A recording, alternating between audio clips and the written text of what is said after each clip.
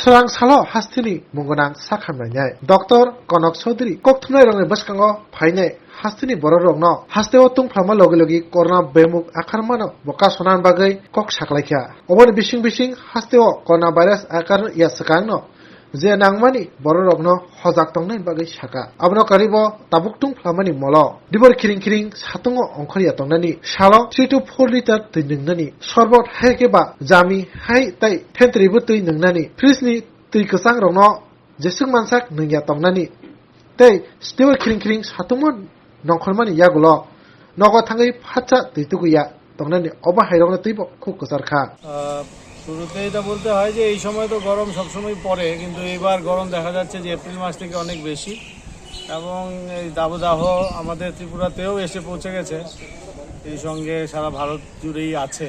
এবং বর্তমানে এই গরমের হাত থেকে বাঁচতে হলে আমাদেরকে তো সুস্থ থাকার জন্য চেষ্টা চালিয়ে যেতে হবে। প্রথম কথা হচ্ছে আমরা যেটা বারবার বলি যে জলের অভাব যাতে না হয় শরীরে, এই ব্যাপারে লক্ষ্য রাখতে হয়। জল একটা প্রাপ্তবয়স্ক মানুষের 2.5 থেকে 3 লিটার জল প্রয়োজন হয়, তো এই জলটা খাওয়া প্রয়োজন। এবং জল বেশি আছে এমন ফল, এই সময় বিভিন্ন মৌসুমি ফল উঠে বাজারে, যতটুকু পারা যায় শসা, তরমুজ, কামরাঙ্গা, জাম্বুরা, আমাদের দেশীয় ফলও আছে, আনারস এখনও এসে পৌঁছায়নি, বা আমও এখন অ্যাভেলেবল না ওইভাবে। সেই সঙ্গে আঙ্গুরও এখন মোটামুটি সস্তায় পাওয়া যায় বাজারে, তো যতটুকু এইসব ফলগুলো খাওয়া উচিত। এবং অপ্রয়োজনে বয়স্ক লোক এবং বাচ্চারা যাবে না। এবং রাজ্য সরকার অলরেডি আপনারা জানেন যে ইতিমধ্যেই 18 থেকে 23 তারিখ পর্যন্ত স্কুলগুলোকে, সরকারি স্কুলগুলোকে বন্ধ ঘোষণা করেছেন এই গরমের দাবদাহের কারণে। কারণ 23 তারিখ অনওয়ার্ডস একটা বৃষ্টির সম্ভাবনা আছে সারা রাজ্য জুড়ে, দেখা যাক এটা কতটুকু হয়। আর সেই সঙ্গে আমাদের মনে রাখা যাক যে এই সময়টাতে যে সকালবেলা ঘুম থেকে ওঠার পর রাত্রে তাড়াতাড়ি ঘুমিয়ে যতটুকু পারা যায় ঘুমিয়ে যাওয়া উচিত। এবং সকালবেলা ওঠার পর আমাদের খানিকটা কায়িক পরিশ্রম নিজেদের মধ্যে, যারা আমরা খুব একটা বেশি রোদে যাই না, খুব একটা গরমে যাই না, তাদের কিন্তু মনে রাখা উচিত যে ফিজিক্যাল এক্সারসাইজ বা হাঁটা বজায় রাখা উচিত, খুব রোদ্রে না, যেটা সকালবেলার মুক্ত আকাশে বা মুক্ত বাতাসে। এবং তারপরে যারা অনেক সময় রোদ্রের মধ্যে বা বিকালের দিকে পরিশ্রম করা উচিত না, এই সময়টাতে কাজকর্মের ফাঁকে আমাদেরকে জল খেতে হবে। কার্বোহাইড্রেট বা শর্করার পরিমাণ কমিয়ে নেওয়া উচিত, ভাত একটু কম খাওয়া উচিত, যাতে শরীরটা হালকা থাকে। এবং এই সময়টা মাছ মাংস যতটুকু পারা যায় একটু কম খেলেই ভালো হবে। গুরুপাক খাবার বা অতিরিক্ত মশলাদার খাবার খাওয়া উচিত না। এবং শরবত, বাড়িতে বানানো শরবত, সুতির কাপড়, এবং রোদ্রে গেলে ছাতা মাথায় দেয়া, এবং খাবার দাবারে অতিরিক্ত মশলার ব্যবহার না করা, এগুলো খুবই দরকারি। এবং দই বা ঘরে পাতা দই বা টক দই বলতে আমরা যেটা বোঝাই, এটা আমাদের জন্য উপকারী, এটা আমাদের পেটের জন্য উপকারী। পেট এই সময় যাতে ঠিক থাকে মনে রাখতে হবে। এবং একটা জিনিস মনে রাখবেন, খুবই গুরুত্বপূর্ণ ব্যাপার, যে জল যদি আমাদের শরীর থেকে বেরিয়ে যায়, বিশেষ করে পাতলা পায়খানার সময়, সবচেয়ে গুরুত্বপূর্ণ বিষয় হচ্ছে প্রত্যেকবার পাতলা পায়খানার পরে যাতে 1 গ্লাস জল খাওয়ানো হয়, শরবত খাওয়ানো হয়।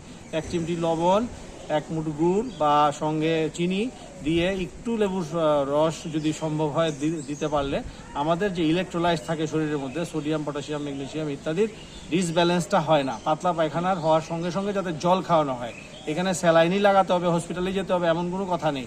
বারবার জল খাওয়ানো, ফ্যান ছেড়ে রাখা, শরীর মুছিয়ে দেওয়া এবং বিশ্রামে রাখা পেশেন্টকে। এবং এই সময় কমলা বা মুসাম্বি জাতীয় খাবারগুলো যতটুকু পাওয়া যায়, বা আমরা বলি মুসাম্বির এই সময়টাতে পাওয়া যায়, ত্রিপুরাতেও হয় মুসাম্বি, তো বাইরের থেকেও আসে। তো এই সময় এই জিনিসগুলোর দিকে লক্ষ্য রাখলে আমার মনে হয় গরমের হাত থেকে রেহাই পেতে আমরা সক্ষম হব। এবং দাবদাহ তো বাড়বে দিনে দিনে, সেই সঙ্গে আমাদেরকে একটা জিনিস মাথায় রাখতে হবে, এই সময় থেকেই যাতে আমরা মানে আমরা যে গাছপালা লাগাই, আমরা বলি যে বিভিন্ন ধরনের আমাদের জুন জুলাই মাসে সবসময় বৃক্ষরোপণ সপ্তাহ পালন করা হয়। এটা শুধু 1 সপ্তাহ ধরে না রেখে একটু বড় এবং ভালো গাছ যাতে লাগানো হয়, সঠিক জায়গায় যাতে লাগানো হয়, এবং আমরা ভবিষ্যতের দিকে চিন্তা করে এটা করা উচিত। কারণ আজকের থেকে আরও 10 বছর পরে এপ্রিল মাসে গরম আরও বেশি হবে। এবং এই জন্য আমরা যেখানেই সম্ভব সুন্দর করে গাছ লাগানো এবং এই গাছগুলোকে বড় করা, এটা আমাদের কর্তব্য। 1 বছর পরেই গাছ নিজের খেয়াল নিজে রাখতে পারে। সুতরাং ওই জিনিসগুলো আমাদের সাথে চালিয়ে যেতে হবে। এবং জলের ব্যাপারে আমার মনে হয় সমাজের প্রতি একটা বার্তা আপনাদের সাংবাদিক বন্ধুদের মাধ্যমে আমরা দিতে চাই, যে অনেক সময় দেখা যায় জলের অভাবে আমরা রাস্তা অবরোধ করি, কিন্তু আবার দেখা যায় সকালবেলা জল যখন আসে, বিকালে যখন জল আসে, তখন ট্যাপের একটা ট্যাপ লাগানো নেই। তো একটা ট্যাপ লাগানো নেই এমন একটা পরিস্থিতিতে দেখা যাচ্ছে জল পড়েই যাচ্ছে। তো এইরকম একটা পরিস্থিতিতে আমার মনে হয় পাড়ার লোক, পাশের বাড়ির লোক ক্লাবের লোক তারা মিলিতভাবে যে কোথাও যদি জলের এরকম লিকেজ থাকে, সাপ্লাইয়ের জল যাতে নষ্ট না হয় এদিকে আমাদের লক্ষ্য রাখা উচিত। করোনা আমার মনে হয় আমাদের রাজ্যে ওইভাবে এখনো কিছু হয়নি। যেটা আমরা পেয়েছি এটা বেশিরভাগ, কারণ আমাদের এখন কমিউনিকেশন অনেক বেশি, রেলের যোগাযোগ বাইরের সঙ্গে অনেক বেশি, প্লেনেও প্রচুর লোকজন আসছে। তো বাইরে থেকে আপনি দেখবেন যে একটা নতুন অর্ডারও দেওয়া হয়েছে, মেমোরেন্ডাম জারি করা হয়েছে যে দিল্লি থেকে, তামিলনাড়ু থেকে, এইসব জায়গা থেকে সুনির্দিষ্ট অঞ্চল থেকে যারা আসে তাদেরকে পরীক্ষা যাতে করানো হয়। তো কারণ এইসব দিক থেকে জিনিসটা বেশি আসছে।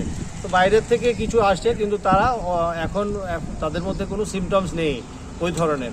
এই জন্য তাদেরকে বাড়িতে রেখেই হোম কোয়ারেন্টাইনে রেখে চিকিৎসা করানো মানে অ্যাডভাইস করা হয়েছে। তো প্যানিক হওয়ার মতো কোনো ঘটনাই নেই।